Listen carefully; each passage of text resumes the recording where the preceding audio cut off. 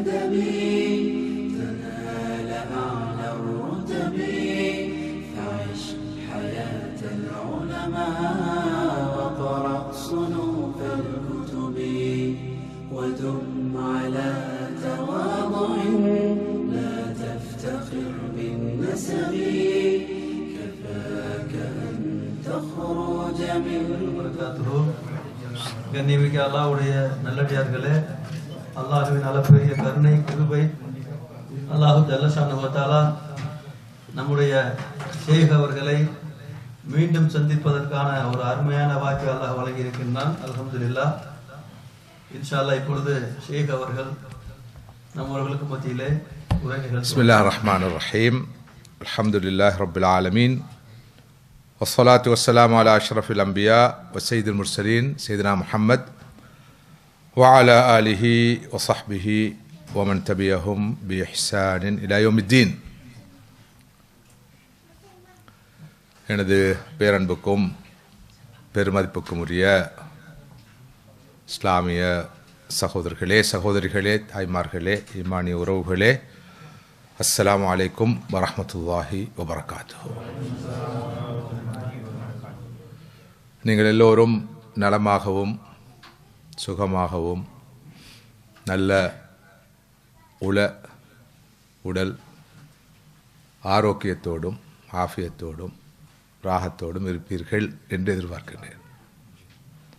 அல்லாஹு தஆலா உங்கள் அனைவருக்கும் மனநிறைவான மகிழ்ச்சிகரமான சந்தோஷமான வாழ்க்கையை தந்தருள வேண்டும் என்று ஆரம்பமாக துஆ செய்கின்றேன்.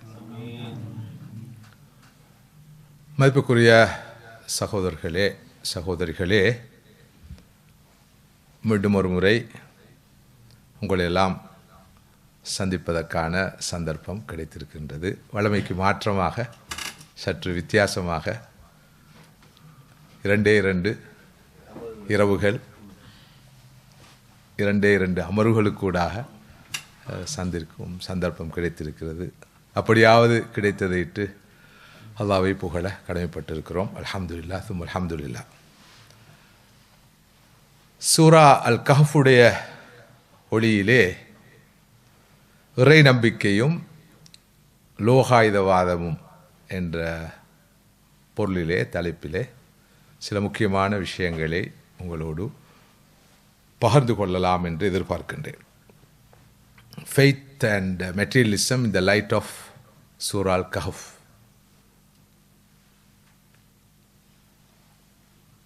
இது ஒரு முக்கியத்துவம் வாய்ந்த நமது அன்றாட வாழ்க்கையோடு இறுக்கமான தொடர்புடைய, அன்றாட வாழ்க்கையில் நானும் நீங்களும் கண்டு கொண்டிருக்கின்ற, அனுபவித்து கொண்டிருக்கின்ற, பார்த்து கொண்டிருக்கின்ற ஒரு விவகாரத்தோடு சம்பந்தப்பட்ட தலைப்பு. சூரத்துல் கஹஃப் என்ற இந்த அத்தியாயம் அதிசயமான அத்தியாயம், அற்புதமான அத்தியாயம், அருமையான அத்தியாயம், இறை நம்பிக்கை மெட்டீரியலிசம் என்று சொல்லப்படுகின்ற இந்த லோகாயுதவாதம், இலங்கை தமிழிலே சொல்லப்படுகின்ற சடவாதம், இந்த 2 விஷயங்களையும் அற்புதமாக விளக்குகிறது. இந்த 2ஐயும் சூரா அல் கஹ்ஃப் எப்படி பார்க்கிறது, விளக்குகிறது? சடவாதம் என்ற இந்த மெட்டீரியலிசத்தில் இருந்து விடுபட, பாதுகாப்பு பெற இந்த சூரா எவ்வாறு உதவுகிறது என்பது பற்றியெல்லாம் இன்ஷா அல்லாஹ் கலந்துரையாட இருக்கிறோம். சுருக்கமாக சொல்வதாக இருந்தால், நான் நீங்களும் வாழ்ந்து கொண்டிருக்கின்ற இந்த 21ஆம் நூற்றாண்டின் மதம் என்ன, பரவலாக மக்களால் நம்பப்படுகின்ற, விசுவாசிக்கப்படுகின்ற, ஏற்று பின்பற்றப்படுகிற மதம் என்ன என்று கேட்டால் வித்தியாசமான பதில்கள் வரும். கிறிஸ்தவ மதம் தான் உலகிலே அதிகமான மக்களால் அனுஷ்டிக்கப்படுகிறது என்று சொல்வார்கள். 2வது இடத்தில் இஸ்லாம் இருக்கிறது என்று சொல்வார்கள். 3ஆம் இடத்திலே ஏனைய ஹிந்து சமயம், பௌத்த சமயம் உட்பட ஜொராஸ்ட்ரிசம் அடங்கலான மதங்கள், யூதம் கூட இந்த வரிசையில் வருவதாக சொல்வார்கள். ஆனால் உண்மையில் ஆழமாக பார்க்கின்ற போது இன்றைய உலகிலே கிறிஸ்தவர்கள், முஸ்லிம்கள், இந்துக்கள், பௌத்தர்கள், ஆசிரியர்கள், நாசியர்கள், ஆன்மீகத்தை ஏற்றவர்கள், ஏற்காதவர்கள், நம்புவர்கள், நம்பாதவர்கள் என்ற பாகுபாடு இல்லாமல், வேறுபாடு இல்லாமல் எல்லா மட்டங்களிலும் நம்பி அனுஷ்டிக்கப்படுகின்ற, அறிந்தோ அறியாமலோ பின்பற்றப்படுகிற ஒரு மார்க்கம் இருக்கும் என்றால் அது இந்த மெட்டீரியலிசம் தான். இந்த மெட்டீரியலிசம் என்ற இந்த சிலையை மக்கள் வீட்டில் வைத்தோ அல்லது உள்ளத்தில் வைத்தோ வணங்கி வழிபடுவது போல வேறு எதனையும் வழிபடுவதில்லை என்பதுதான் உண்மை.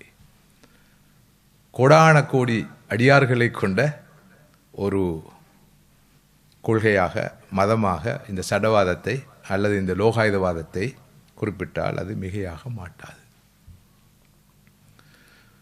இந்த சடவாதம் என்றால் என்ன, மெட்டலிசம் என்றால் என்ன, அதன் தன்மைகள் யாவை என்பதை பார்க்கிற போதுதான் உண்மைதான் அதுதானே ஆதிக்கம் செலுத்துகிறது, செல்வாக்கு செலுத்துகிறது, அதன் பின்னால் தானே நாம் எல்லோரும் போய்கொண்டிருக்கிறோம் என்பதை கண்டிப்பாக நாம் புரிந்து கொள்வோம். அந்த டெர்மினாலஜி, அந்த கலைச்சொல் பிரயோகம் கொஞ்சம் பாரமாக இருந்தாலும் நமது அன்றாட வாழ்க்கையில் எல்லா மட்டங்களிலும் இந்த கொள்கை இருப்பதை தெளிவாக நாம் பார்க்கலாம். இந்த பயங்கரமான ஃபித்னாவிலிருந்து சடவாதம் என்ற, லோகாயுதவாதம் என்ற அல்லது ஹுப்புத் துனியா என்ற இந்த பயங்கரமான நோயிலிருந்து என்னையும் உங்களையும் காப்பாற்ற வல்ல ஒரு சூறா தான் சூரால் கஹஃப். ஸல்லல்லாஹு அலைஹி வஸல்லம் அவர்கள் சொன்ன சூரா அல் கஹஃப் தொடர்பான சில ஹதீஸுகளை ஆரம்பமாக உங்களது கவனத்துக்கு கொண்டு வர விரும்புகிறேன். அதுக்கு பிறகு கட்டங்கட்டமாக படிப்படியாக அடுத்த விஷயங்களை நாம் பார்த்து கொண்டு போகலாம். மன் கரஅ சூரத்தல் கஹஃப் ஃபி யௌமில் ஜும்ஆ அதா லஹு மினன் நூரி மா பைனல் ஜும்ஆத்தைன். ஜும்மாவுடைய நாளிலே யார் சூரால் கஹஃபை ஓதுகிறாரோ, சூரால் கஹஃபை யார் ஜும்மாவுடைய நாளிலே ஓதுகிறாரோ அடுத்த ஜும்மா வரை அவருக்கு அது மிகப்பெரிய ஒளியாக பிரகாசமாக இருக்கும். 2 ஜும்மாவுக்கு இடையே அவருக்கு மிகப்பெரிய ஒளியை, பிரகாசத்தை அந்த சூரா கொடுக்கும், அவர் ஓதிய அந்த ஓதல் கொடுக்கும் என்ற சுப செய்தியை ஸல்லல்லாஹு அலைஹி வஸல்லம் சொல்லியிருக்கிறார்.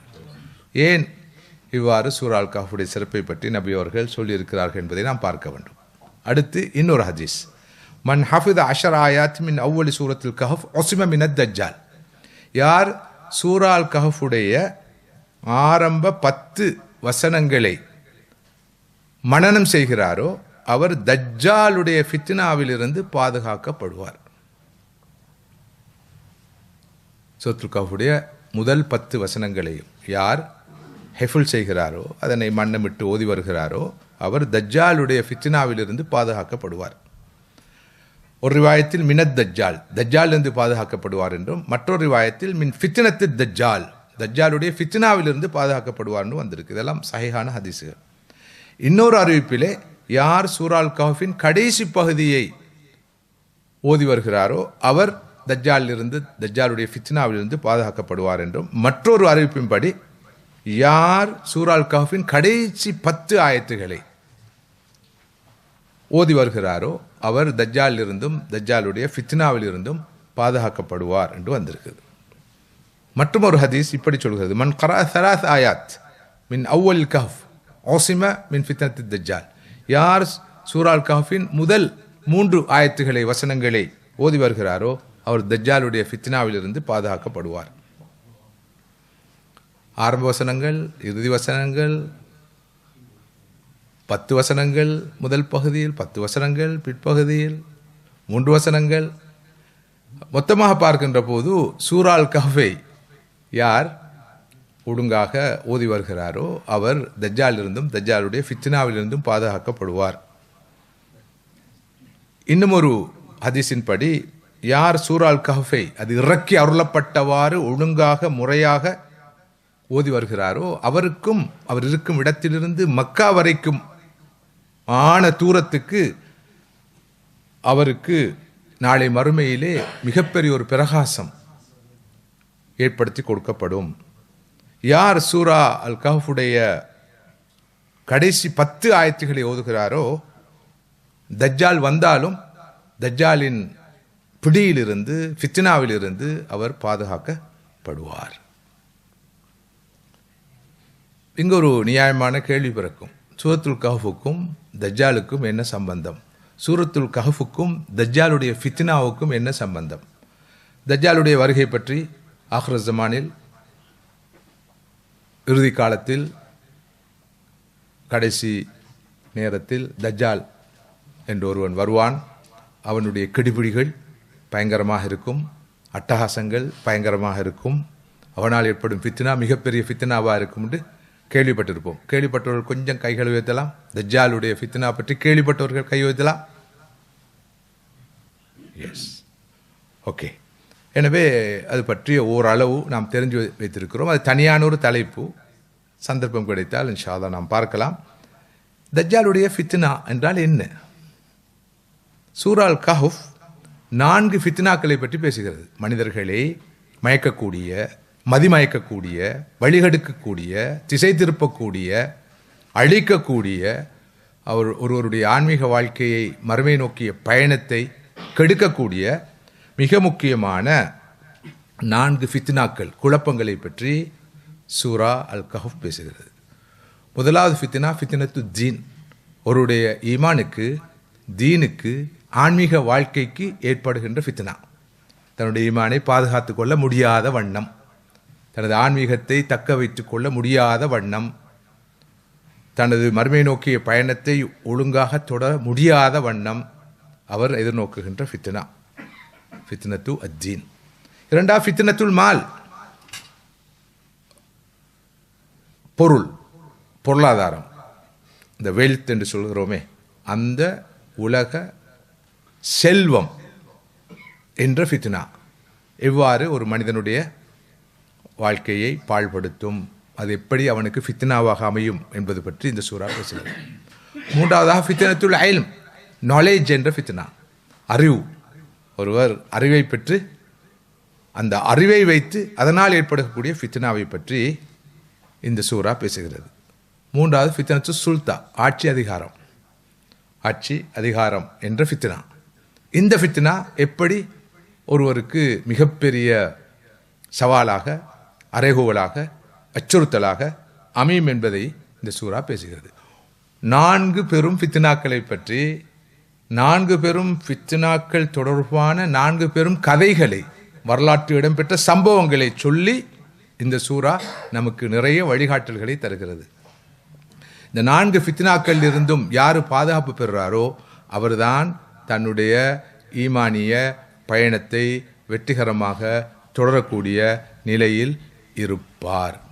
யாரால் இந்த ஃபித்னாக்களில் இருந்து தப்ப முடியாமல் போய்விடுமோ அவர் தனது ஈமானை இழப்பார், ஆன்மீகத்தை இழப்பார், இறை விசுவாசத்தை இழப்பார். அதனால் அவருடைய வாழ்க்கை தோல்வியில் முடியும் என்பதை இந்த சூரா சொல்கிறது. முன்னெச்சரிக்கையாக நமக்கு இந்த சூரா சொல்வதை பார்க்கிறோம்.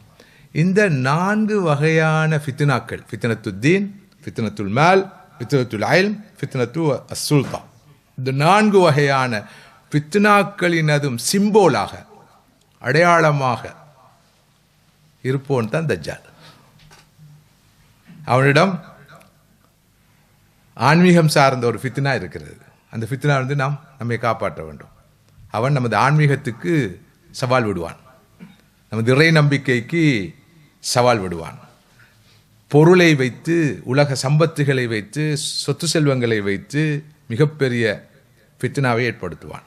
பிறகு அறிவை வைத்து, அறிவியலை வைத்து, இந்த காலத்து பாசைகளை சொல்வதாக இருந்தால் சயின்ஸ் அண்ட் டெக்னாலஜியை வைத்து, அறிவியலையும் தொழில்நுட்பத்தையும் வைத்து மிகப்பெரிய ஒரு ஃபித்னாவை அவன் ஏற்படுத்துவான். அடுத்ததாக ஃபித்னத்து சுல்தா, ஆட்சி அதிகாரம், இதனை வைத்து அவனுடைய அட்டகாசம் முன்னெடுக்கப்படும். அந்த ஃபித்னால இருந்தும் ஒருவர் தன்னை காப்பாற்றிக் கொள்ள வேண்டும்.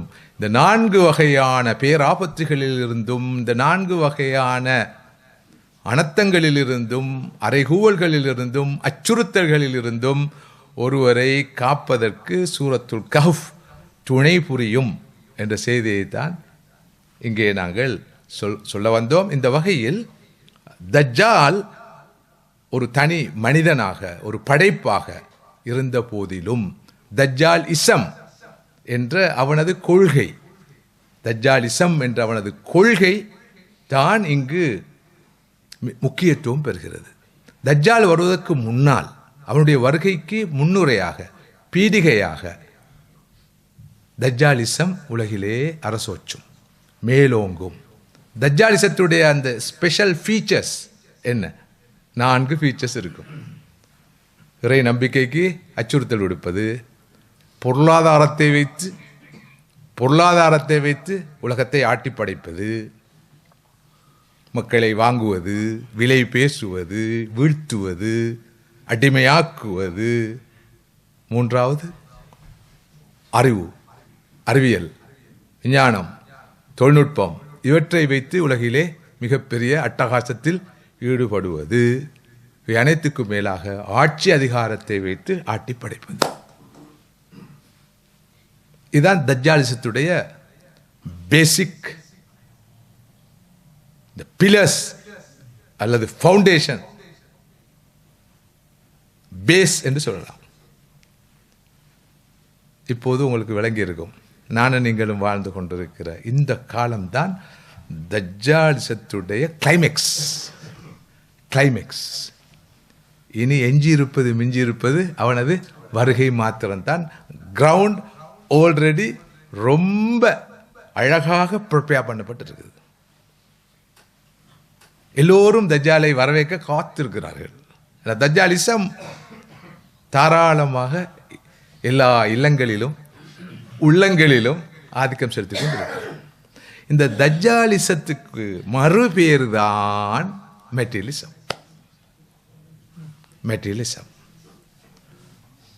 தஜ்ஜாலிசத்துக்கு மறுபேறு தான் இந்த லோகாயதவாதம், சடவாதம். மெட்டீரியலை மையப்படுத்திய அனைத்தும் எல்லாம் மெட்டீரியல், எல்லாமே சடம், எல்லாமே பொருள், எல்லாமே லோகாயதம் என்ற இந்த பாறை. எனவே முதலாவது நான் நீங்கள் புரிந்து கொள்ள வேண்டிய விஷயம், தஜ்ஜாலுடைய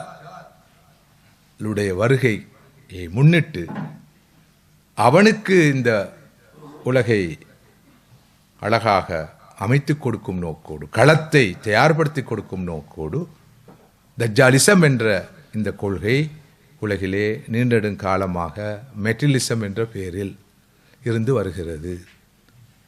பெரும்பாலான மக்களுக்கு இந்த ஃபித்னாவை பற்றிய புரிதல் இல்லை. ஷிர்க் என்றால் சில விஷயங்களை வைத்திருக்கிறார்கள், குஃபர் என்றால் மற்றும் சில விஷயங்களை வைத்திருக்கிறார்கள், பித்அத் என்றால் இன்னும் சில விஷயங்களை வைத்திருக்கிறார்கள். ஆனால் இந்த மிக பெரிய இந்த ஃபித்னாவை ஷிர்காக, குஃபராக, ஜாஹிலியத்தாக, இல்ஹாத் என்ற நாஸ்தியமாக, எல்லாமாக இருக்கிற மெட்டீரியலிசம் என்ற இந்த சிலையை, இந்த விக்கிரகத்தை எல்லோரும் வைத்து இல்லங்களிலும் உள்ளங்களில் வைத்து பூஜித்து வணங்கி கொண்டு இருக்கிறார்கள் என்ற செய்தியைத்தான் இங்கு நான் ஆரம்பமாக உங்களோடு அழுத்தமாக பகிர்ந்து கொள்ள விரும்பினேன். இந்த பயங்கரமான ஜாஹிலியத்திலிருந்து, ஷிர்க்கிலிருந்து, குஃபுரிலிருந்து, இல்ஹாதிலிருந்து, தலாலத் என்ற வழிகேட்டிலிருந்து, இந்த மாஸ்டர் ஷிர்க்கில் இருந்து, இந்த மாஸ்டர் குஃபுரிலிருந்து, இந்த மாஸ்டர் வழிகேட்டில் இருந்து நம்மை காப்பாற்ற துணை புரிகிற சூறா தான் சூரா அல் கஹ்ஃப் என்ற. எல்லோரும் இந்த 4இல் 1 மாட்டியிருப்பார்கள், 2 மாட்டியிருப்பார்கள், 3க்கு பலியாயிருப்பார்கள், 4க்குமே பலியாயிருப்பார்கள். ஒன்றோ அவருடைய ஈமானுக்கு, இறை நம்பிக்கைக்கு அச்சுறுத்தல் விடுக்கப்பட்டு அவர் நாஸ்தியம் பேசுவார், இறைவனை மறுப்பார், கடவுள் இல்லை என்பார், மறுமை இல்லை என்று சொல்லுவார், தொழுகையில் பொழுதுபோக்காக இருப்பார், ரமதான் வந்தால் நோன்பு நோக்க மாட்டார், குர்ஆனை தொட மாட்டார், திக்ர் அவுராதில் ஈடுபட மாட்டார், ஹலால் ஹராத்தை பொருட்படுத்த மாட்டார். இது தீனுக்கு வருகின்ற ஃபித்னா. இது தஜ்ஜாலிசத்துடைய ஒரு பிலர். தஜ்ஜால் ஆட்டி வைக்கும் உண்டு. எல்லோருடைய இறை நம்பிக்கையோடும் அந்த ஃபெய்த்தோடும் ட்ரஸ்டின் அல்லாவோடு விளையாடுறது. 2வது பொருளை வைத்து, பொருள் பொருள் பொருள், காசு, பணம் பணம் பணம், சம்பாதிப்பு சம்பாதிப்பு சம்பாதிப்பு, தேடல் தேடல் தேடல் தேடல், உழைப்பு உழைப்பு உழைப்பு, அதுவே எல்லாம் என்ற அந்த பார்வை. அது அடுத்த பிலர் மெட்டலிசத்துடைய. மூணாவது அறிவு அறிவு அறிவு அறிவு, அறிவியல், விஞ்ஞானம், science, technology, education, paper qualification, அடுத்தது அடுத்தது அடுத்தது அடுத்தது அடுத்தது அடுத்தது அந்த பக்கம். பிறகு அதனுடைய விளைவுகள், சயின்ஸ் டெக்னாலஜியுடைய விளைவுகள், கண்டுபிடிப்புகள், பயங்கரமான கண்டுபிடிப்புகள், அவற்றுக்கு பின்னால் பிரமிப்போடு ஹா ஹா பாருங்கள், அதை பாருங்கள், இதை பாருங்கள், டெக்னாலஜி எங்கே போய்விட்டது, இப்போது நேனோ டெக்னாலஜி வந்து விட்டது, ஹோல் இன் ஒன், முன்பு 2 in 1, 3 in 1, 4 in 1, இப்போ ஹோல் இன் ஒன், எல்லாம் இங்கே இருக்கிறது என்ற அந்த பிரமிப்போடு அந்த ஃபித்னா என்பது மாயை. அப்படியே அந்த மாயை பின்னால் அள்ளுண்டு போகுது. இப்போ யாரு தப்பி இருக்கிறார் இதுலேருந்து? வீட்டில் குழந்தைகள்லாம் ஆப்பா தாராளமாக ஏராளமாக எங்கும் ஏகமும் உருவாகி கொண்டு இருக்கிறார்கள்.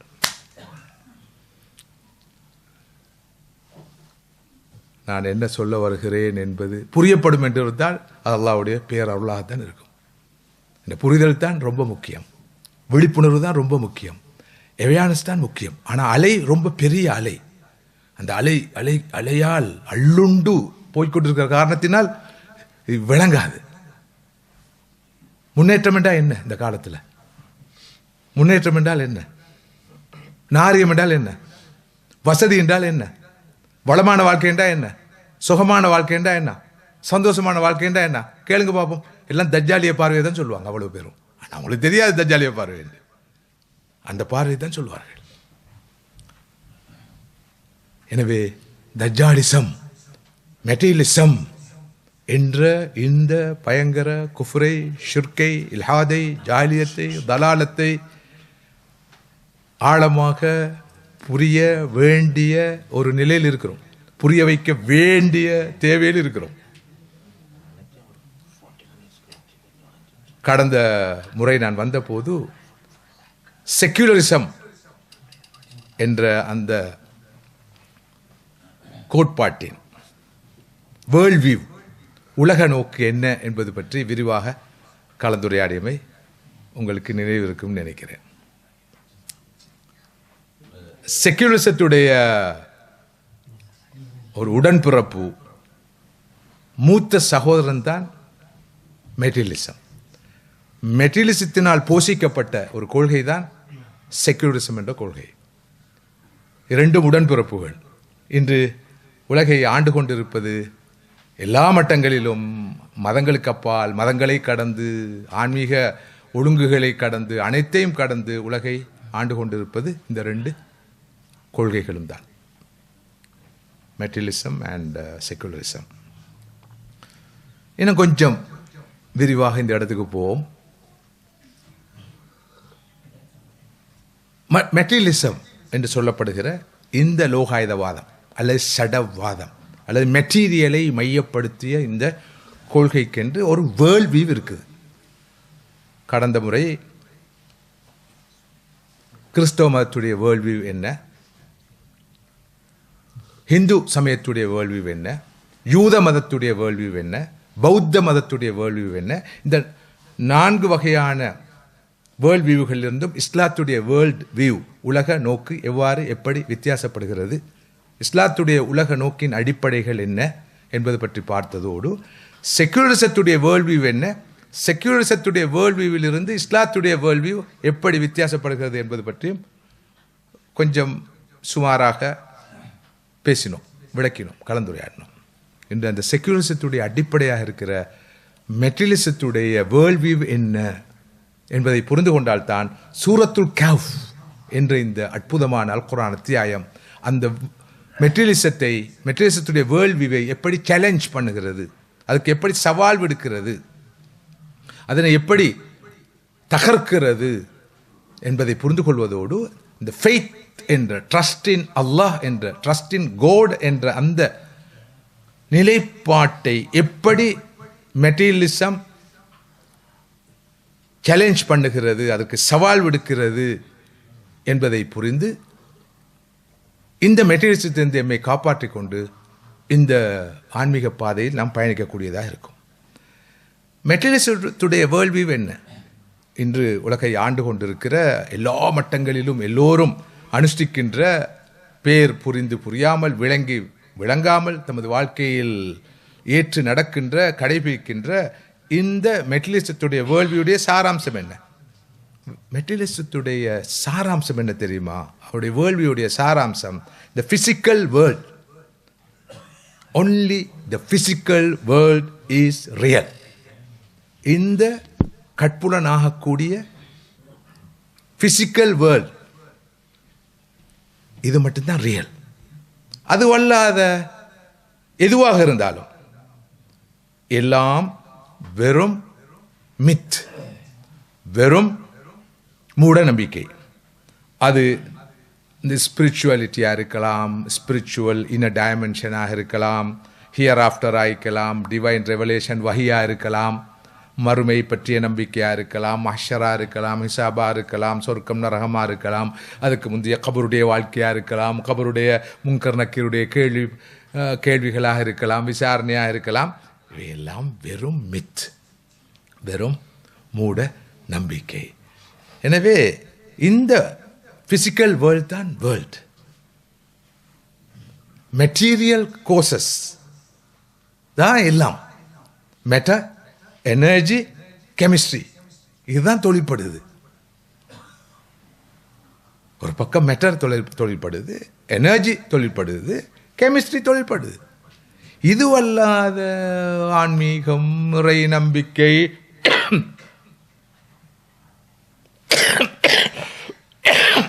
கபருடைய வாழ்வு, மண்ணறை வாழ்வு, மறுமை, விசாரணை,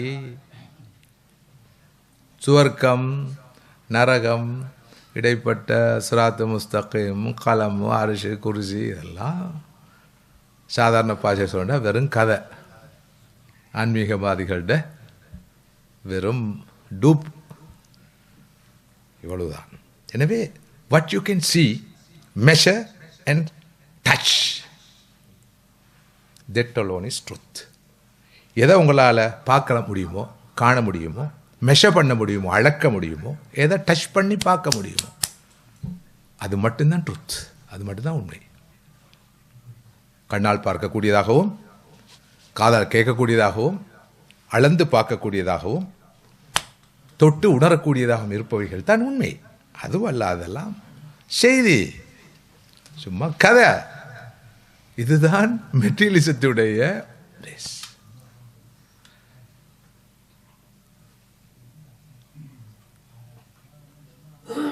எனவே மெட்டீரியலிசம் என்ற இந்த கொள்கை கோட்பாடு இஸ்லாத்தோடு நமது தீனோடு எப்படி எவ்வாறு முரண்படுகிறது என்பதை நான் சொல்லி நீங்கள் விளங்க வேண்டிய தேவை இருக்காது.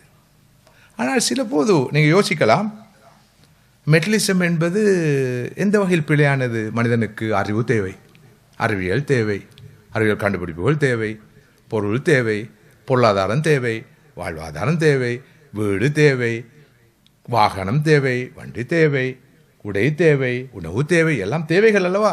பேசிக் நீட்ஸ், நெசசிட்டிஸ், இவையெல்லாம் தேவைதானே.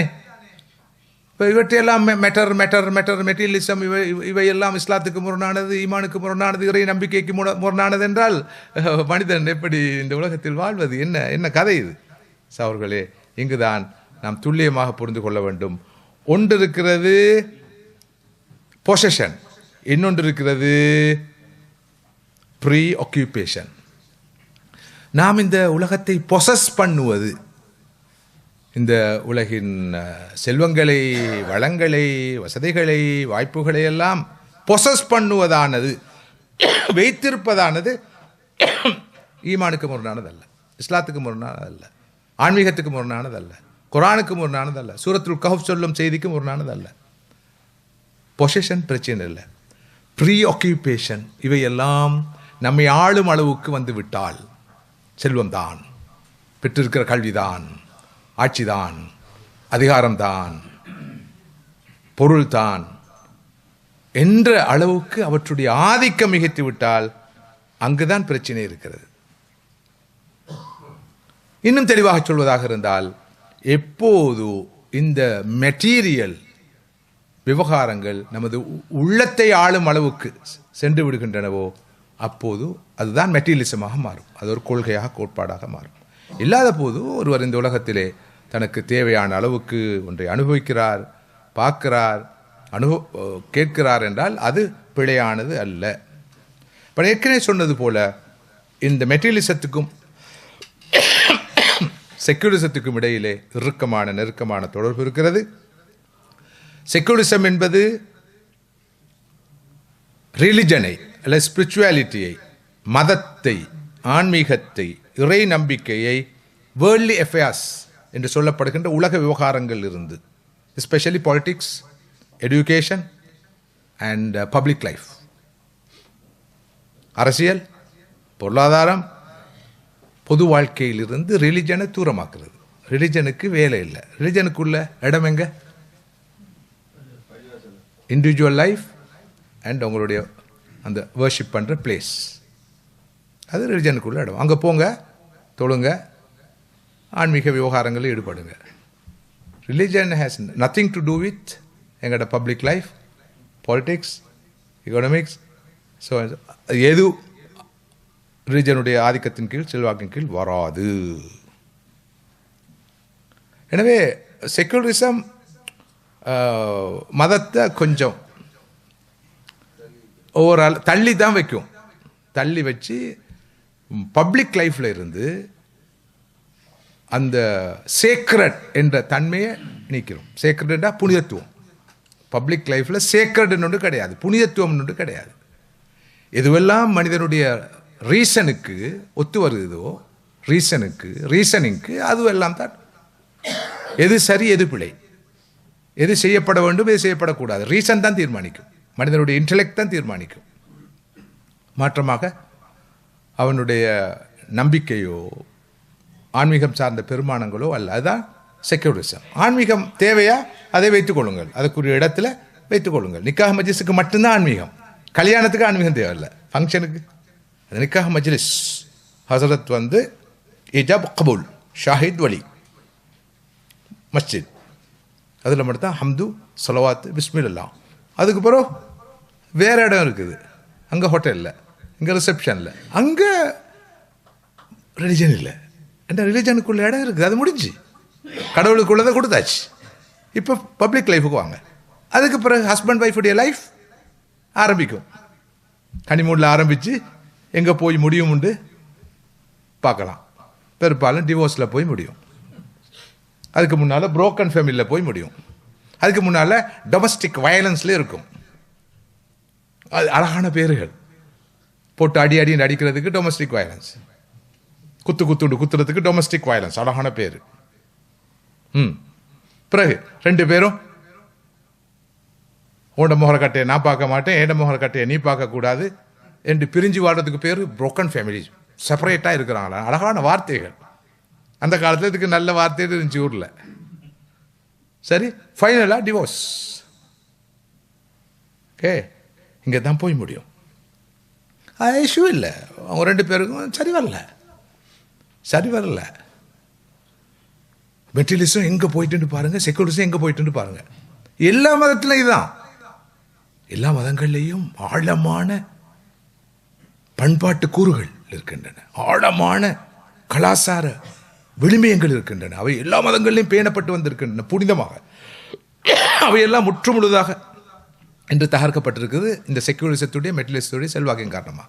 இப்போ இன்று காலையில் பேசிக்கொண்டிருக்கும் போது சொன்னார், ஒரு ஹிந்து சகோதரி, ஒரு மூத்த சகோதரி சொல்கிறார், என்னுடைய மகன் இப்படித்தான் ஒரு பொண்ணை கல்யாணம் முடிக்க போகிறாரு.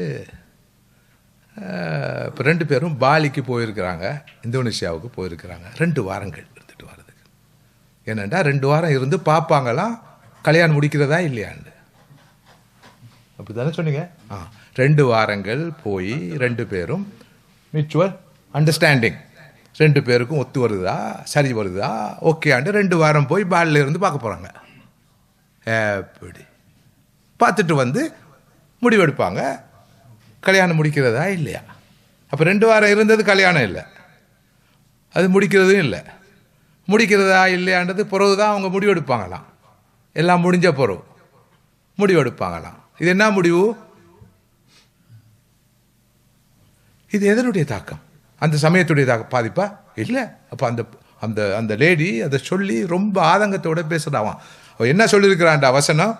இதெல்லாம் பார்த்து எனக்கு டிப்ரெஷன் வராமல் இருக்குமா, அதனால தான் நான் ட்ரீட்மெண்ட்டுக்கு வந்திருக்கிறேன். அப்படித்தானே? இந்த இந்த இந்த இந்த கன்றாவி காட்சிகளை எல்லாம் பார்த்து, இந்த அநியாயங்களை பார்த்து, நம்முடைய அடிப்படை கலாச்சார விடுமைகள் எல்லாம் பயங்கரமாக தகர்க்கப்படுறதை பார்த்து நான் எப்படித்தான் அமைதியாக இருக்கலான்னு சொல்லி. இது அங்கே மட்டும் உள்ள பிரச்சனையா? வீட்டுக்கு வீடு வாசற்படி. அப்போ எந்த கொள்கையுடைய செல்வாக்கு இப்போ மிகச்சிருக்குது என்றதை நம்ம பார்க்கணும்.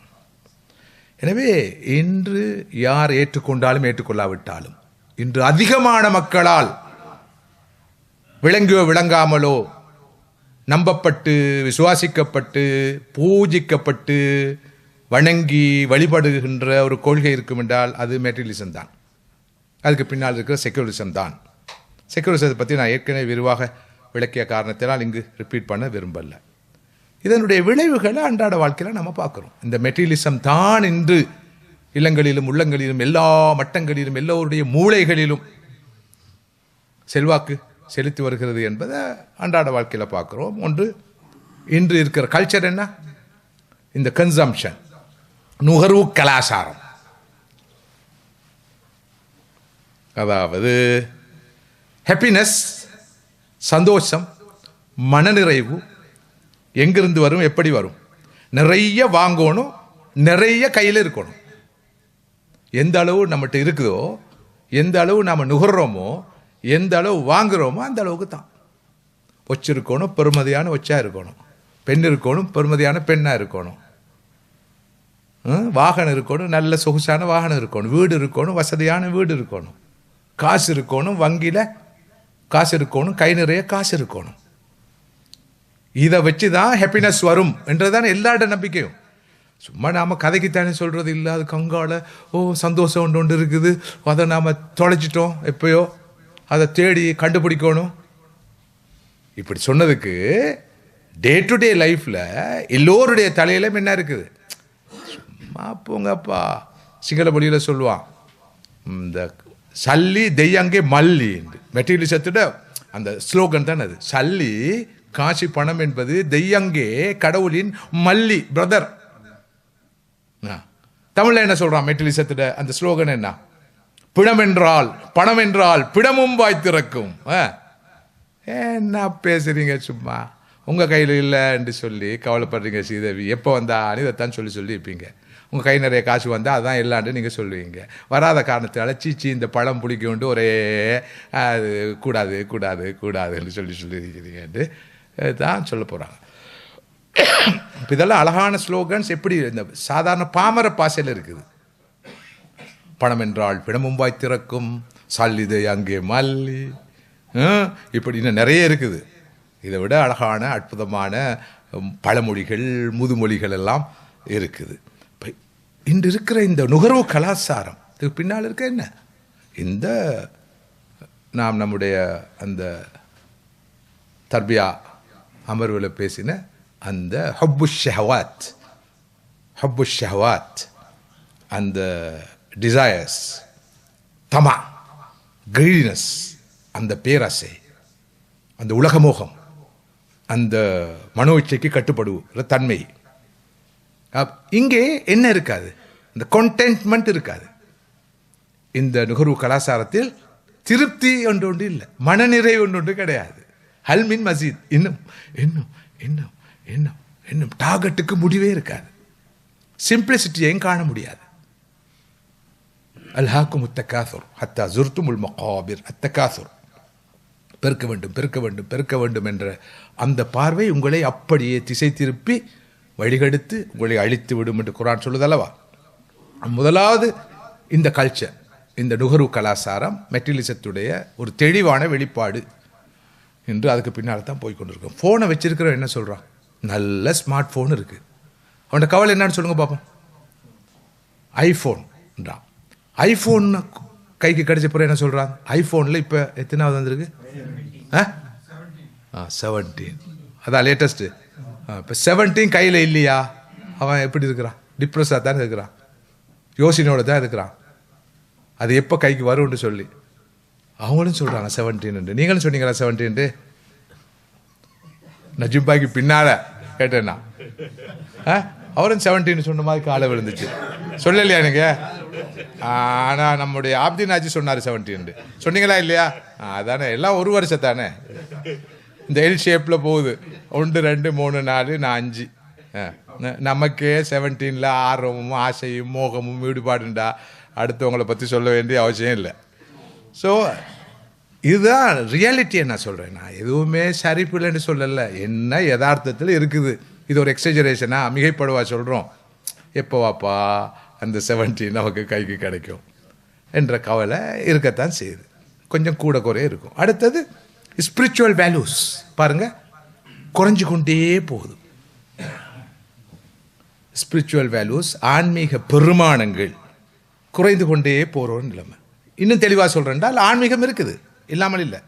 நம்பிக்கை இருக்குது, இல்லாமல் இல்லை. ஆனால் அது செகண்டரி விவகாரம், இரண்டாம் தரத்தில் தான் இருக்குது. தொழுவோம், தொழுகையில் உயிரோட்டம் இல்லை. குர்ஆன் ஓதுவோம், ஈடுபாடு இல்லை. மோரல் வேல்யூஸ், மார்க்கம் சொல்லக்கூடிய, மதம் சொல்லக்கூடிய, ஆன்மீகம் சொல்லக்கூடிய அடிப்படையான வேல்யூஸ் எல்லாம் தேவைப்பட்டால் ஃபாலோ பண்ணுவோம், தேவைப்பட்டால் அதை அப்படியே கீழே போட்டுருவோம், விட்டுருவோம். எனவே ஸ்பிரிச்சுவலி பேங்க்ரப்டான, எம்டியான ஒரு சமூகம்.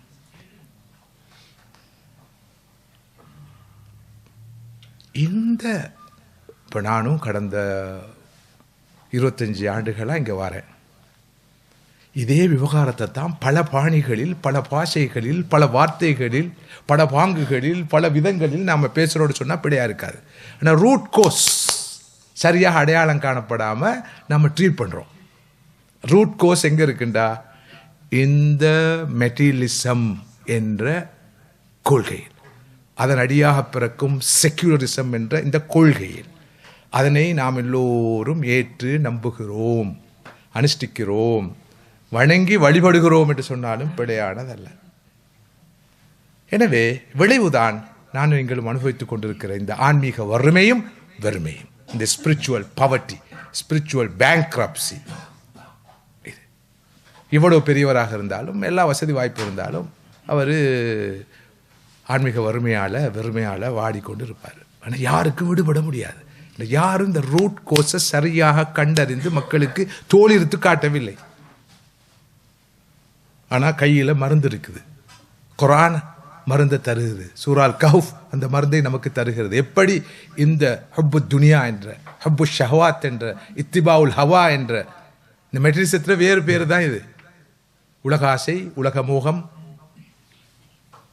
ஆசா பாசங்களுக்கு பின்னால் அல்லுண்டு செல்வது, மனோ இச்சையை பின்பற்றுவது, மனோ இச்சைக்கு கட்டுப்படுவது, இவை அனைத்துடைய மொத்த உருவம்தான் மெட்டீரியலிசம்.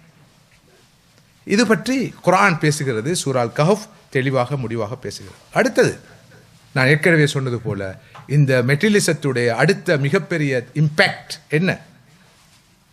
ஃபேமிலி வகையில், சோஷியல் லைஃப் என்ற வகையில் இருக்கிற மிகப்பெரிய இம்பேக்ட் என்ன? ஃபேமிலி பாண்ட்ஸ் எல்லாம் ரொம்ப வீக்காக போச்சு. குடும்ப உறவு என்பது பயங்கரமாக தகர்க்கப்பட்டிருக்கு. மனிதர்களுடைய அளவுகோல்கள் என்ன? மெட்டீரியல்ஸ் அளவுகோல்கள். கரியரை பார்க்குறாங்க, பொசிஷனை பார்க்குறாங்க. மாப்பிள்ளை கெரியர் என்ன?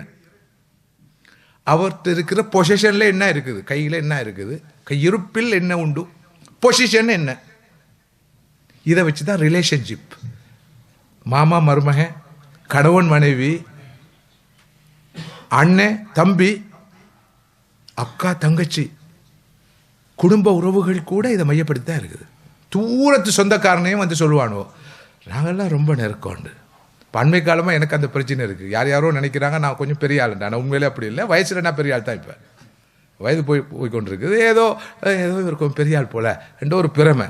இதுவும் அந்த மெட்டீரியலிச பார்வை தான். பிரமையால் நிறைய சொந்தங்கள் எனக்கு ஞாபகம் இருக்குது. ஒரு காலத்தில் நான் எதையும் ஓப்பனாக சொல்கிறாள், நான் சின்ன காலத்தில் என்னுடைய இரத்த உறவுகள் கூட சொந்தம் கொண்டாடுறதுக்கு தயங்கினாங்க. சொந்தம்டா ஒரு ஒரு ஒரு ஒரு ஒரு ஒரு ஒரு மருத்துவர், ஒரு டாக்டர், அவருக்கு எனக்கு சொந்தம், மனைவியுடைய வகையில் சொந்தம். நான் பிள்ளையாக சொல்லிட்டேன், நீங்கள்லாம் நமக்கு சொந்தம்னு சொல்லி. ஆதமுடைய மக்கள் எல்லாம் சொந்தம் தான்டா. அட்டின்டா என்ன அடி, தர்ம அடி. அதோடு நான் வாயடைச்சி போனேன். அப்படி வந்து நான் யாருக்கும் சொல்கிறதில்ல சொந்தம்னு சொல்லி. இப்போ நேற்றிரவு கூட ஒரு சகோதரோடு இருந்தேன், நெருக்கமான சகோதரர், அவர் ஈமானிய உறவு. ஆமாம், அவருடைய கொஞ்சம் இந்த இரத்த உறவையும் நாம் பேசி கொஞ்சம் உறுதிப்படுத்தி கொண்டோம். அப்படித்தானே மாஹிர் பிரதர்? என்ன ஒரு பேச்சு இல்லை அமைக்கிறீங்க? சந்தோஷம் தானே, சொல்லுங்களே. ஆமாம், எல்லா ரிலேஷன்ஷிப்பும், நட்பாக இருக்கட்டும், ஃப்ரெண்ட்ஷிப்பாக இருக்கட்டும், ரிலேஷன்ஷிப்பாக இருக்கட்டும், எல்லாமே பேஸ்ட் எதை வச்சு? அவருடைய பொசிஷன், அவர்கிட்ட இருக்கிற வெல்த்து, அவருக்கு இருக்கிற நேம், ஃபேம், ரெக்கக்னிஷன், இவற்றை வைத்து தான். ஓ, நம்ம சொந்தம், நம்ம குடும்பம். அம்மா, எப்படி அவர் உங்களுக்கு சொந்தம்? ரொம்ப நெருங்கிய சொந்தம் இல்லை, எப்படி தான் சொந்தம்னு சொல்லுங்களேன். நமக்கு ஒரு பெரியம்மா இருந்தாங்க. அது எப்படி பெரியம்மா? பெரியம்மாண்டா நம்மளோட வாப்பாட பிரதர் ஒருத்தர் இருந்தார். அவருடைய ஒய்ஃபுடைய சிஸ்டர் இப்போ பெரியம்மா தானே. ஆமாம், அப்போ இவர் யார்? அந்த பெரியம்மாவுக்கு ஒரு மகள் இருந்தான், அந்த மகளுக்கு ஒரு மாப்பிள்ளை இருந்தார். மாப்பிள்ளை இருக்குத்தானே செய்வார். ஆமாம், அவர்கிட்ட பிள்ளை தான் இவர். எனக்கு இவர் மச்சான். ஆமாம், ரொம்ப நெருங்கிய சொந்தம். ஏதாவது விளங்கிச்சா உங்களுக்கு? இப்படி எவ்வளோ பேர் உறவு சொல்கிறாங்க தெரியுமா? அது எதை வச்சுண்டா? அவர் ஒரு பொலிட்டீஷியனா, அவர் ஒரு பணக்காரனா, அவர்கிட்ட பொசிஷனும் இருக்குது, பொசிஷனும் இருக்குது அப்படி சொன்னால் சொந்தம் கொண்டாடுவாங்க. பொதுவாக விதிவிலக்கு நிறைய இருக்குது, அதை நான் மறுக்கலை. விதிவிலக்கு இருக்கத்தான் செய்யுது, ஆனால் மிக குறைவு என்பது உண்மை. எனவே குடும்ப உறவுகள் எல்லாம் பயங்கரமாக, குடும்ப போன்ஸ் எல்லாம் கடுமையாக பாதிக்கப்பட்டதுக்கு பின்னால் இருப்பதும் இந்த மெட்டீரியலிசம் தான். இந்த மெட்டீரியலிச பார்வை, ஈமானிய பார்வை இருக்கும் இடத்தில், இறை நம்பிக்கை இருக்கும் இடத்தில், ஆன்மீகம் இருக்கும் இடத்தில் இந்த அளவு பிரச்சனை வராது. நான் ஏற்கனவே சொல்லது போல் இந்த இன்க்ரீஸிங் டிவோர்ஸ் ரேட்ஸாக இருக்கலாம், அல்லது இந்த ப்ராப்ளம் ஆஃப் சிங்கிள் பேரண்டிங்காக இருக்கலாம், நான் சொன்ன டொமஸ்டிக் வயலன்ஸாக இருக்கலாம், புரோக்கன் ஃபேமிலிஸாக இருக்கலாம். இது எல்லாத்த விட இப்போ புதிய ஒரு ட்ரெண்ட் இருக்கு இல்லையா, யங்ஸ்டர்ஸ் மத்தியில், குறிப்பாக மேற்குலகத்தில், பொதுவாக எல்லா இடத்துலையும் நம்ம பிள்ளைகள் இள வயதினர் கல்யாணம் முடிக்க முடியாதுன்னு சொல்கிறாங்க தெரியுமா? அது இப்போ அது பெரிய ட்ரெண்ட், அது ஒரு கொள்கையாக மாறி அதுக்கு பேர் வச்சுக்கிறாங்க சிங்கிள்ஹுட் மூமெண்ட். அது ஒரு இயக்கம், இருக்கிற இயக்கம் போதாதுக்கு. என்டி மேரேஜ் சென்டிமெண்ட். எதுக்கு கல்யாணம்? நாம் சுதந்திரமாக இருக்கணும் வாழ்க்கையில். தேவையில்லாத கட்டுப்பாடுகள் நமக்கு தேவையில்லை. ஆண் ஆதிக்கத்துக்கு இடம் பெண்கள் மத்தியில் இதை ரொம்ப அதிகரித்து கொண்டு போகுது. எனக்கு தெரிஞ்ச எத்தனையோ ஃபேமிலியில் வயசு 35, 40, 32, 34 கல்யாணம் வேணாம்.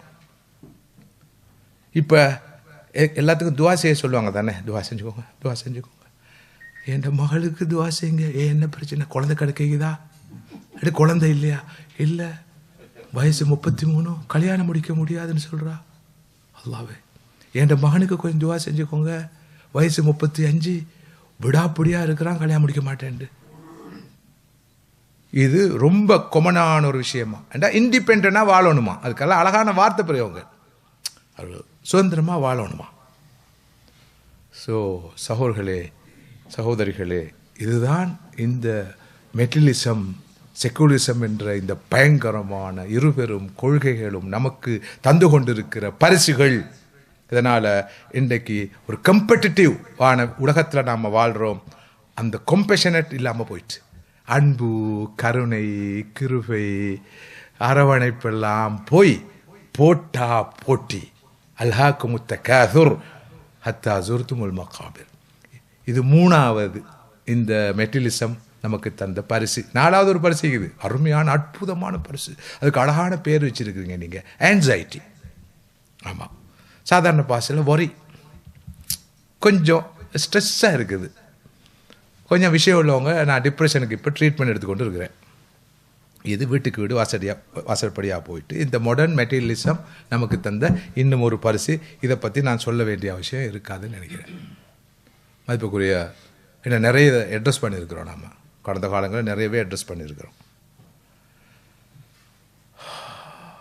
ஃபெய்த்துக்கு, ஈமானுக்கு, இறை நம்பிக்கைக்கு, ஆன்மீகத்துக்கு நேர் எதிரானது தான் இந்த மெட்டீரியலிசம் என்று சொல்லப்படுகின்ற பொருள் முதல் வாதம் அல்லது லோகாயுத வாதம் அல்லது சடவாதம். செக்யூரிசத்தை சமய சார்பற்ற கொள்கை என்று மொழிபெயர்ப்பார்கள். அது சரியான முழுமையான ஒரு மொழிபெயர்ப்பு அல்ல. அது ஒரு விஷயம், ஒரு ஃபேக்டர் தான் சமய சார்பற்ற கொள்கை என்பது. பொலிட்டிக்கலி அந்த கொள்கை வரவேற்கத்தக்கது. சமய சார்பற்ற கொள்கை ஒரு அரசாங்கத்திடம் இருந்தால் எல்லா சமயங்களும் நிம்மதியாக இருக்கலாம். அவங்களோட சமய விவகாரங்களை சமயம் பார்த்து பின்பற்றலாம். அதுதான் சமயம் என்று பேர் வச்சிருக்கு. சமயம் என்றால் என்ன? மதம் என்று சொல்லாமல், வாழ்க்கை முறை என்று சொல்லாமல் ஏன் சமயம் என்று சொல்கிறாங்க? அதாவது சமயம் என்பது சமயம் பார்த்து பின்பற்றப்படுவது. நிக்காஹ் மஜ்லிஸில் சமயம், ஆனால் அங்கே ஃபங்க்ஷனில் சமயம் இல்லை. சமயம் பார்த்து சமயத்தை வைக்க வேண்டிய இடத்தில் வைப்பார்கள். அதுதான் சமயம். இது மெட்டீரியலிசம், செக்யூரிசம் நமக்கு தந்த பார்வை. குர்ஆன் இதை பற்றி அதிகமாக பேசிய குர்ஆனுடைய தீம்ஸ், குர்ஆனுடைய கருப்பொருள்களில் முக்கியமான கருப்பொருள்கள் என்ன உண்டு? ஓரிரை கொள்கை. ஓரிரை கொள்கை குர்ஆனுடைய முக்கியமான கருப்பொருள். ரிசாலத் என்ற தூதுத்துவம் இன்னொரு கருப்பொருள். மற்றொரு கருப்பொருள் என்ன? மஆத் அல்லது ஆஹ்ரா என்ற மரணத்துக்கு பின்புள்ள வாழ்க்கை பற்றிய நம்பிக்கை. தௌஹீத், ரிசாலத், மஆத், இந்த மூணும் குர்ஆனுடைய பிரதானமான கருப்பொருள்கள். இவற்றோடு குர்ஆனுடைய மிக முக்கியமான கருப்பொருள் மனிதன். மனிதனை மையப்படுத்தி தான் குர்ஆன் இவற்றையெல்லாம் பேசுது. மனிதனை வெடித்து தான் பேசுது. யா யுல் இன்சான். குர்ஆனுடைய இந்த முக்கியமான அடிப்படையான கருப்பொருள்களிலே, துணிப்பொருள்களிலே குறிப்பிடத்தக்க ஒரு துணிப்பொருள் தான் துனியாவை பற்றி சரியான பார்வையை கொடுக்கிறது. துனியா என்றால் என்ன? துனியாவுடைய வாழ்க்கை என்றால் என்ன? துனியாவுடைய வாழ்க்கையை ஒரு மனிதன் எப்படி பார்க்க வேண்டும்? ஒரு இறை விசுவாசி எப்படி பார்ப்பான்? துனியாவை எங்கு வைக்க வேண்டும், எப்படி வைக்க வேண்டும், எந்த இடத்தில் வைக்க வேண்டும் என்று சம்பந்தமாக குர்ஆன் பறக்க பேசுது, விளக்குது. இந்த துனியா என்ற விவகாரம் தான் மாத்தியா, மெட்டீரியலிசம் என்று இன்று வழங்கப்படுகிறது. ஹப்பு துனியா, ஹப்பு ஷஹவாத், நான் சொன்ன இத்திபாஉல் ஹவா என்ற பெயர்களிலே வழங்கப்படுது. இதில் இருந்து ஒரு மனிதன் விடுபடுகிற அளவுக்கு தான் மனிதன் விமோசனம் பெற முடியும். எல்லா மதங்களும் இதை பேசாமல் இல்லை. அதாவது உலக மோகம், பொருள் மீது இருக்கிற ஈடுபாடு, இதுதான் மனிதனுக்கு அழிவை, பேரழிவை ஏற்படுத்தும். எனவே அட்டாச்மெண்ட் என்று சொல்லப்படுகிற அந்த ஈடுபாட்டிலிருந்து விடுபடுகிற அளவுக்கு, டிட்டாச்மெண்ட் என்ற நிலைக்கு வருகிற அளவுக்கு மனிதன் மேம்படையலாம். பௌத்தமும் இந்த கருத்தை சொல்லும். இந்த உலக வாழ்க்கை என்பது துக்க அல்லது துக்க, பாலி மொழியில், சிங்கள மொழியில் துக்க, கவலைமயமானது. அதுக்கு காரணம் தன்ஹாவ, கிரீடினஸ். இந்த தன்ஹாவ என்ற ஹுப்பு துனியாவிலிருந்து, மெட்டீரியலிசத்திலிருந்து ஒருவர் விடுபட்டால், மெட்டீரியலிச பார்வைந்து விடுபட்டால், அவர் பரிநிர்வாண என்ற அந்த நிலையை அடைவார். அதுதான் இந்த என்லைட்மெண்ட் என்று சொல்கிறோமே, அதனை அடைவார். இதுதான் பௌத்த மதத்துடைய சாராம்சம். ஆனால் நமது தீன் முழுக்க அட்டாச்மெண்ட்டை உலக வாழ்க்கையோடு இருக்கிற பொருள் மீது இருக்கிற, தொழில் மீது இருக்கிற, மனைவி மீது இருக்கிற, கணவன் மீது இருக்கின்ற, குடும்பத்தின் மீது இருக்கின்ற, உறவுகள் மீது இருக்கின்ற அந்த ஈடுபாட்டை எல்லாம் நமது மார்க்கம் முற்றாக மறுக்காது. அது எப்போது உள்ளத்திலே செல்வாக்கு செலுத்துகிற இடத்துக்கு வருமோ அப்போதுதான் மறுக்கத்தக்கது. எல்லாம் இருக்கணும், கண்டிப்பாக இருக்கணும். அதுதான் சாதாரண பாசையில் சொல்வோம், இந்த மெட்டீரியல் என்பது கையில் இருக்க வேண்டும், கல்புக்கு வரப்படாது. ஒருவரிடம் மெட்டீரியல் இல்லை என்ற காரணத்தினால, அதான் மெட்டீரியல் வேர்ல்ட்லி விவகாரங்கள் அவரிடம் இல்லை என்ற காரணத்தினால அவர் பெரிய ஆன்மீகவாதி அல்ல. இன்னொருடம் அதிகமாக கொட்டி கிடக்க என்ற காரணத்தினால அவர் ஆன்மீகத்தை இழந்தவரும் அல்ல. எந்த பிரச்சனையும் இல்லை. ஒருவர் ஒரு விஞ்ஞானியாக இருக்கிறார், மருத்துவராக இருக்கிறார், கணித மேதையாக இருக்கிறார், ஒரு குபேரராக இருக்கிறார், பெரும் செல்வந்தராக இருக்கிறார், ஒரு தொழிலதிபராக இருக்கிறார், ஒரு வர்த்தக துறை ஜாயிண்டாக இருக்கிறார். No problem at all. அதெல்லாம் பிரச்சனை இல்லை. ஆனால் இவையெல்லாம் அவருடைய உள்ளத்தில் ஆதிக்கம் செலுத்துகின்றனவா, செல்வாக்கு செலுத்துகின்றனவா, அவற்றை வைத்துத்தான் அவர் அனைத்தையும் பார்க்கிறாரா, அளக்கிறாரா என்பதுதான் பிரச்சனை. இன்றுள்ள பிரச்சனை இந்த மெட்டீரியலிசம் என்ன சொல்கிறது என்றால், ப்ளஷர்ண்டா வேர்ல்ட்லி ப்ளஷர், ஹாப்பினஸ் என்று சொன்னால் இந்த வேர்ல்ட்லி ஹாப்பினஸ் தான்.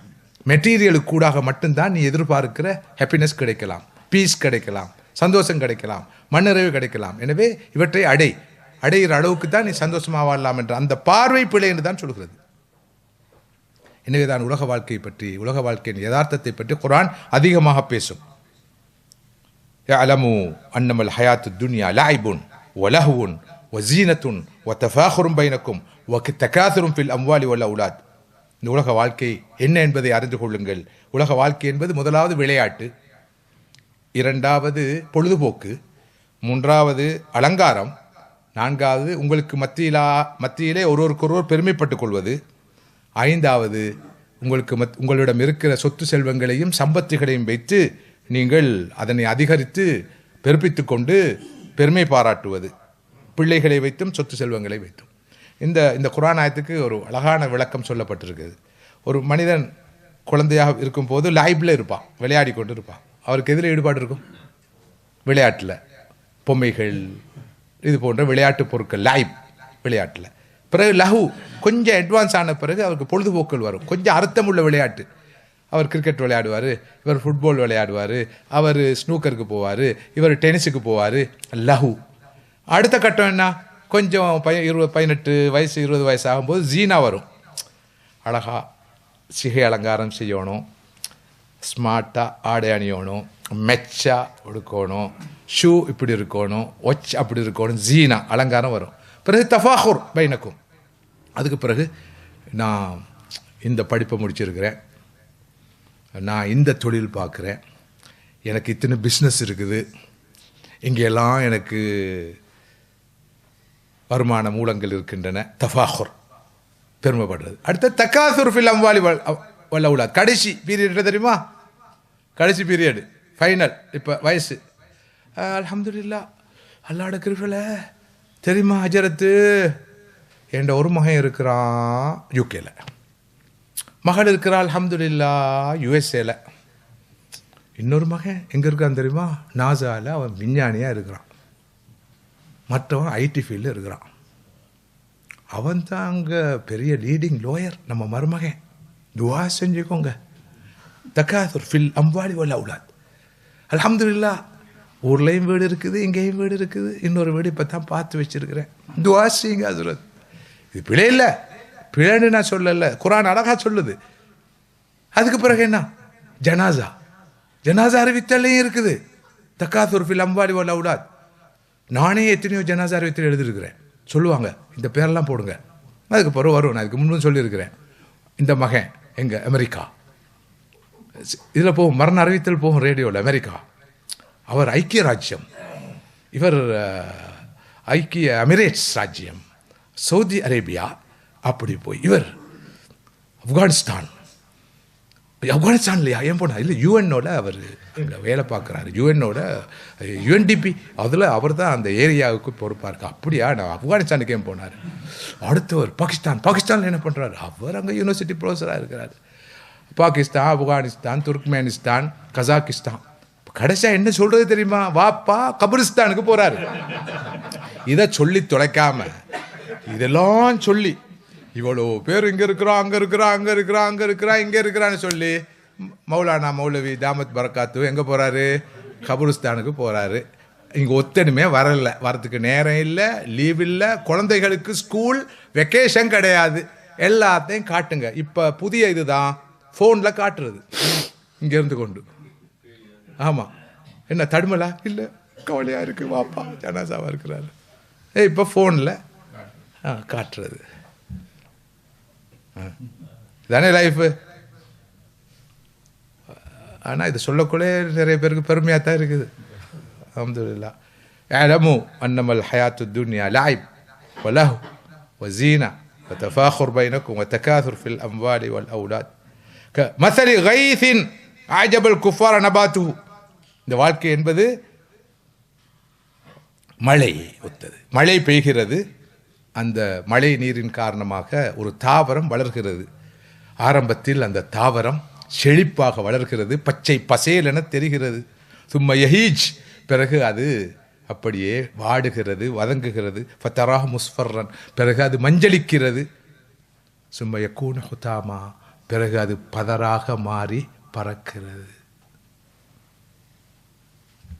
மழைநீர் தாவரம், பசுமையான தாவரம், பச்சை பசையில் என்ற தாவரம், பிறகு மஞ்சளித்த தாவரம், பிறகு பதராக மாறும் தாவரம். இதுவல்லவா உலக வாழ்க்கை என்று குர்ஆன் அழகாக அற்புதமாக நமக்கு சித்தரித்து காட்டுது. ஒமல் ஹயாத்து துன்யா இல்லா மதா உல் குரூர், உலக வாழ்க்கை என்பது மதா அல் குரூர் என்பதை தவிர வேறில்லை.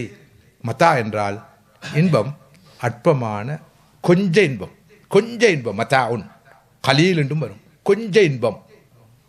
உலக வாழ்க்கையில் எதுவும் நிலையான இன்பம் அல்ல. பசி வருது, நல்ல பசி, பயங்கர பசி. இந்த நேரம் சாப்பாடு இருந்தால் அப்படி சாப்பிடலாம். சாப்பிட்டோம், இன்னும் சாப்பிட்டோம், இன்னும் கொஞ்சம் போட்டு சாப்பிட்டோம், இன்னும் கொஞ்சம் போட்டு சாப்பிட்டோம். அதுக்கு பிறகு சாப்பிட முடியுமா? உலகத்தில் இருக்கிற மிக மிக சுவையான, அருமையான, பெருமதி மிக்க உணவு கொண்டு வச்சாலும் சாப்பிட முடியாது. வாந்தி தான் வரும், சத்தி தான் வரும். ஒரு பாஷை மத்தாவுன் கலீல்.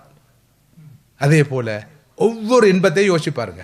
அந்த நேரத்துக்கு மாத்திரம்தான். 2 நிமிஷம், 3 நிமிஷம், 5 நிமிஷம், 10 நிமிஷம், இப்படி ஒரு நாள், ஒரு வாரம், ஒரு மாதம். உதாரணமாக சில விஷயங்கள் கிடைக்கும் வரைக்கும் இருக்கும். அது மட்டும் சாரி, வேறு ஒன்றுமே அவசியம் இல்லை ஸ்ரீதேவி. எனக்கு ஒரே ஒரு துவா, ஏக்கம், என்னுடைய துவா எல்லாம் அது கையில் கிடச்சிடணும். கிடச்சி போகிற சொல்ல, இது கிடச்சி என்ன புண்ணியம், வேற ஒன்றும் கை கூட இல்லையேன்றான். ஆசாவின் பெத்து சீருதே வேதனாவின் நிமாவே, சிங்கள பழமொழி. இதெல்லாம் மொழிபெயர்க்க முடியாது. எல்லாம் ஃப்ரீயாக தந்து அருமை பெருமையே இல்லாமல் போயிட்டு. யஅலமூன ظاهرا من الحياة الدنيا وهم عن الآخرة هم غافلون. அவர்களுக்கு ظاهر الحياة, இந்த உலக வாழ்க்கையின் வெளிப்படை மட்டும்தான் தெரியும். இந்த எக்ஸ்டர்னல் விஷயம் மட்டும் பார்க்குறாங்க. வஹும் அனில் ஆஹிரத்துஹும் காஃபிலூன், நிலையான நிரந்தரமான மறுமை விஷயத்தில் அவர்கள் மறதியில் இருக்கிறார்கள், மதிமயக்கத்தில் இருக்கிறார்கள், கஃப்லாவில் இருக்கிறார்கள் குர்ஆன் சொல்லுது. கல்லா பல் துஹிப்பூனல் ஆஜிலா வ ததரூனல் ஆஹிரா. கல்லா, ஜாக்கிரதை, எச்சரிக்கையாக இருங்கள். நீங்கள் இந்த அவசர, தற்காலிக, நிலையற்ற உலகை நேசிக்கிறீர்கள், நிலையான நிரந்தரமான மறுமையை மறந்து விடுகிறீர்கள் என்று அல்லாஹ் எச்சரிக்கிறான். அம்மா மன் காஃப மகாம ரப்பிஹி வனஹன் நஃப்ஸானில் ஹவா ஃபஇன்னல் ஜன்னத ஹியல் மஅவா. யார் இந்த ஹுப்பு துனியா என்ற உலக ஆசையிலிருந்து, இலூஷன், மாயையிலிருந்து, இந்த மெட்டீரியலிசத்திலிருந்து விடுபட்டு மறுமையை தெரிவு செய்கிறாரோ அவர் ஒதுங்கும் இடம் நிலையான நிரந்தரமான பெர்மனன்ட் சொர்க்கமாக இருக்கும். மறுபக்கம் அம்மாமன் ஆசரல் ஹயாத்த துனியா, யார் ஹவாவுக்கு கட்டுப்பட்டு இந்த துனியாவுடைய வாழ்க்கையை தெரிவு செய்கிறாரோ, அதுக்கு முன்னுரிமை முக்கியத்துவம் கொடுக்கிறாரோ, அவரை பொறுத்தவரையில் நரகமே அவர் ஒதுங்கும் இடமாக, தலமாக இருக்கும் என்று குர்ஆன் இப்படி இந்த உலக வாழ்க்கையின் யதார்த்தத்தை, உண்மை நிலையை சொல்லிக்கொண்டே போகிறது. அன்புக்குரிய சகோதரர்களே, சகோதரிகளே, இன்றைய இந்த அமர்விலே சூரா அல் கஹஃப் நமக்கு சொல்லுகின்ற இந்த மெட்டீரியலிசம் என்ற சடவாதம் பற்றிய பார்வையையும், மறுபக்கம் ஈமான் என்று சொல்லப்படுகிற இறை நம்பிக்கை தொடர்பான பார்வையையும் நான் புரிந்து கொள்ள வேண்டும் என்ற வகையில் அதுக்கு ஒரு பீடிகையாக, முன்னுரையாகத்தான் இந்த விஷயங்கள்லாம் சொன்னேன். அது நான் குறிப்பாக சொன்னது, இந்த காலத்தை பொறுத்தவரையில் இன்றைய இந்த மெட்டீரியலிசத்துக்கும் செக்யூரிசத்துக்கும் மறுபெயர் தஜ்ஜாலிசம். தஜ்ஜால் என்ற ஒரு படைப்பின் வருகை பற்றி ஸல்லல்லாஹு அலைஹி வஸல்லம் நிறைய முன்னறிவிப்பு செய்திருக்கிறார்கள். அவனுடைய வருகைக்கு களம் அமைக்கும் வகையில் அவனுடைய தஜ்ஜாலிசம் என்ற கொள்கை கடந்த பல தசாப்த காலமாக உலகிலே பறந்து செல்வாக்கு செலுத்தி வருவதை பார்க்கிறோம். அதனுடைய 4 முக்கியமான ஃபீச்சர்ஸ் நான் சொன்னேன். ஒன்று ஃபித்னத்து அல் மால், ஃபித்னத்து அல் இல்ம், ஃபித்னத்து அத்தீன், அடுத்ததாக ஃபித்னத்து அஸ்ஸுல்தா, 4 பெரும் ஃபித்னாக்கள், 4 பெரும் அச்சுறுத்தல்கள். முதலாவது நமது தீனுக்கு வரக்கூடிய, ஈமானுக்கு வரக்கூடிய ஃபித்னா. இரண்டாவது அறிவை மையப்படுத்திய, அறிவை வைத்து பெருமை அடிப்பது, அறிவு, ஆராய்ச்சி, கண்டுபிடிப்பு, பாருங்கள் பாருங்கள் பாருங்கள் என்று அதுக்கு பின்னால் அதனை நம்பி பயணிக்கிற பயணம். இது அறிவை குறை மதிப்பீடு செய்வதல்ல, ஆனால் அறிவையே பூஜித்து வணங்குகிற நிலைமை. அறிவுதான் எல்லாம், அறிவுத்துறை நாம் முன்னேறிவிட்டால் பிரேக் த்ரூ என்ற பார்வை இப்போ நல்லாவே மிகச்சிட்டு. நானும் கடந்த 4 தசாப்துக்கு மேலாக எப்படி நம் முஸ்லீம் உம்மா, உலகளாவிய முஸ்லீம் உம்மாவாக இருக்கலாம், உள்நாட்டு மட்டத்து முஸ்லீம் சமூகமாக இருக்கலாம், எப்படி நாலேஜ் பேஸ்ட் கம்யூனிட்டியாக மாற வேண்டும், அறிவுமைய சமூகமாக மாற வேண்டும் என்று பறக்க பேசி வருவர்களில் ஒருவன். அது மறுக்கிறதுக்கு இல்லை. ஏண்டா நாமும் அந்த அலையில் சிக்குண்டு தான் போய்கொண்டிருக்கிறோம். ஆனால் அதுக்காக நாலேஜை இஸ்லாம் ஒரு நாளும் குறை மதிப்பீடு செய்யவில்லை. ஆனால் என்ன நாலேஜ்? அது தஜ்ஜாலிய நாலேஜ் தானே. மணி ஓரியன்ட், சர்டிஃபிகேட் ஓரியன்ட், மணி ஓரியன்ட், ஜப் ஓரியன்ட். இதுதானே இன்றைக்கு புனிதமான கல்வி, புனிதமான அறிவு எதை இலக்காக கொண்டிருக்குது? சர்டிஃபிகேட், ஜப், மணி, ப்ரொமோஷன். அறிவு அப்படியா இருந்தது வரலாற்றில்? நமது ஆரம்பகால மகான்களுடைய, அறிஞர்களுடைய, மேதைகளுடைய வாழ்க்கை வரலாற்று பேசி பாருங்க. இப்னு தைமியா, இப்னுல் கையிம், அஹ்மத் கஸாலி, ஹஸன் பஸ்ரி, இப்படி அடுக்கிக் கொண்டே போகலாம். இவர்கள் ஒவ்வொருவரும் வால்யூம்ஸ் ஆஃப் வால்யூம்ஸ், நூற்றுக்கணக்கான பாகங்களை கொண்ட மிக பெரும் அறிவு பொக்கிஷங்களை தந்துவிட்டு சென்றிருக்கிறார்கள். அதுக்கு பின்னால் அவர்களிடம் இருந்தது அறிவை மக்கள் மயப்படுத்துவதுதான், சமூகமயப்படுத்துவதுதான், பரப்புவதுதானே தவிர அதுக்கு பின்னால் எந்த ஒரு மெட்டீரியல் கெயினும் அவர்கள் பொறுத்தவரை இருக்கிறது. அது அழகான அற்புதமான வரலாறு படிக்கணும். ஆனால் இன்றைக்கு பிள்ளைகளை நாம் எப்படி வழிபடுத்துகிறோம்? இந்த மெட்டீரியலிசத்தை மையப்படுத்தி தான். நீ டாக்டர் ஆகணும். எதுக்காக டாக்டர் ஆகணும்? நோயாளிகளுக்கு சிகிச்சை அளித்து மனிதநேய பணிகள் ஈடுபடுவதற்காகவா? அது ஒரு மிகப்பெரிய புனிதமான, அது ஒரு ப்ரொஃபஷன் அல்ல, அது ஒரு மிஷன், நோபல் மிஷன் என்ற பார்வையோடையா? நீ அக்கௌண்டன்ட் ஆகணும், நீ லோயர் ஆகணும். அதாவது நீ மேலே போகணும். மேலே போகிறடா எங்கே? நிறைய சம்பாதிக்கணும்டா. நான் விட்ட தவற விட்டுடாதே, முட்டாளாகிறாதே, போ போ போ, போய் செத்து மடி, நாசமா போ அப்படிதான் அனுப்பி கொண்டு இருக்கிறோம். இதுக்கு பேர் என்ன? படிப்பு. அந்த படிப்பு அல்ல, படிப்பு வாழ்க்கைக்கான படிப்பு. Life long learning. படித்து கொண்டே இருக்கணும், வாசித்து கொண்டே இருக்கணும், ஆராய்ச்சி செய்து கொண்டே இருக்கணும், தேடல் ஈடுபட்டு கொண்டே இருக்கணும். ஒரு முஸ்லீம்டா அவன் ஒரு ஸ்காலர், அவன் ஒரு புத்திஜீவி. அவன் புத்துஜீவியாக இருக்கக்கூடாது. ஆமாம், அந்த கல்வி அது புனிதமானது, மிக மிக புனிதம். இக்ரா அது. ஆனால் இன்றைக்கு கல்விக்கு என்ன நடந்துக்கிறது? Highly commercialised, materialised, secularised. புனிதமான கல்வி, புனிதமான மருத்துவம், புனிதமான ஒவ்வொரு துறையும் பயங்கரமாக வர்த்தகமயப்படுத்தப்பட்டு, தொழில்மயப்படுத்தப்பட்டு, வருமானம் மூலமாக மாறி, சம்பாதிப்புக்கான வழியாக மாறிக்கின்றா. என்ன பெண்ணாம் பெரிய அநியாயம்! இது பேசுறதுக்கு யாரும் இல்லையே. ஓகே, எனவே அது அடுத்தது பொருள். எல்லாமே பொருள் தான், எல்லாமே வெல்த், எல்லாமே இந்த மெட்டீரியல். காசி, பணம், செல்வம் எவ்வளவு இருக்குது. இதுதான் இவ்வளவு நாள் வந்து என்னப்பா சம்பாதிச்சா, என்னப்பா சாதிச்சாயின்னு தானே கேட்குறானோ. என்ன சாதிச்சாயின்டாவே அந்த மெட்டீரியல் பார்வையில் தான் கேட்குறது, சாதிக்கிறன்றது. என்ன வந்து சாதிச்சா 25 வருஷமா? பாரு, அவரை பாரு, இவரை பாரு, இவரை பாரு, அந்த பார்வை தான். அடுத்ததாக சுப்ஹானல்லாஹ், இன்றைக்கு உலகத்தையே நாசமாக்கி கொண்டிருப்பது என்ன? ஆட்சி அதிகாரம். ஆட்சி அதிகாரத்தை வைத்து என்ன பாடுபடுத்துகிறார்கள். பெரிய அறிஞர்கள், சிந்தனையாளர்கள் கூட ராஜாங்க அறிஞர்களாக மாற்றாங்க. ராஜாங்க அறிஞர்டா இந்த ரூலர்ஸுக்கு டப்ளா அடிக்கிறது. அவர்கிட்ட வேர்ஷன் ஆஃப் ரிலிஜன் வேர்ஷன், அவருடைய வேர்ஷனை தான் அவங்க பேசுவாங்க. கூப்பிட்டு சொல்லுவாங்க, இதை பேசு, இதை சொல்லு, இதை பேசாத, இதை பேசக்கூடாது.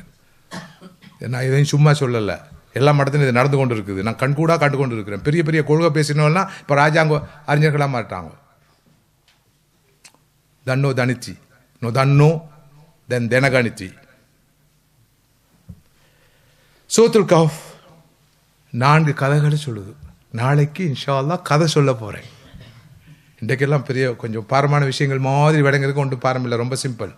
சூரா அல் கஹ்ஃப் சொல்லும் 4 பெரும் கதைகள், வரலாற்றில் நடந்த உண்மையான நிஜமான குர்ஆன் சொல்லும் 4 கதைகள். அந்த 4 கதைகளும் இந்த 4 விஷயங்களையும் ஃபித்னாக்களையும் சிம்பலைஸ் பண்ற கதைகள். ஃபித்னத்துல் தீன், ஃபித்னத்துல் மால், ஃபித்னத்துல் இல்ம், ஃபித்னத்துல் சுல்தான். இந்த 4ஐயும் அடையாளப்படுத்துகின்ற 4 கதைகளை சூரா அல் கஹ்ஃப் சொல்கிறது. எனவே தான் ஸல்லல்லாஹு அலைஹி சொன்னார்கள், சூரத்துல் கஹ்ஃபை யார் சரியாக புரிந்து விளங்கி ஓதி வருகிறாரோ அவர் தஜ்ஜாலுடைய ஃபித்னாவிலிருந்து பாதுகாக்கப்படுவார். அதாவது இன்று நானும் நீங்களும் அனுபவித்துக் கொண்டிருக்கிற இந்த தஜ்ஜாலிசத்தின் ஃபித்னா, ஃபித்னத்துல் தீன், ஃபித்னத்துல் மால், ஃபித்னத்துல் இல்ம், ஃபித்னத்துல் சுல்தாவிலிருந்து பாதுகாக்கப்படுவார். அப்போ சூரா அல் கஹ்ஃபை படிக்கணும். படித்தா தான் விளங்கும். எல்லாரும் நான் நினைக்கிறேன் பெரும்பாலானவங்க வெள்ளிக்கிழமை இரவு சூரா அல் கஹ்ஃபை நீண்டெடுங்காலமாக ஓதி வருவர்களாக இருப்பீர்கள். அல்லாஹ் தஆலா உங்களோட அந்த திலாவத்தை கராத்தை ஏற்று கபூல் செய்வானாக, அதுக்குரிய நன்மையை தருவானாக. அதே நேரம் அர்த்தமுள்ள வகையில் சூரா அல் கஹ்ஃபை நாம் புரிந்து விளங்கி ஓதுவதற்கு இந்த சந்தர்ப்பத்தில் திட உறுதி பூண வேணும் உண்டு கேட்டு இன்றைய அமர்வை இத்தோடு இன்ஷா அல்லாஹ் நிறைவு செய்து கொள்கிறோம்.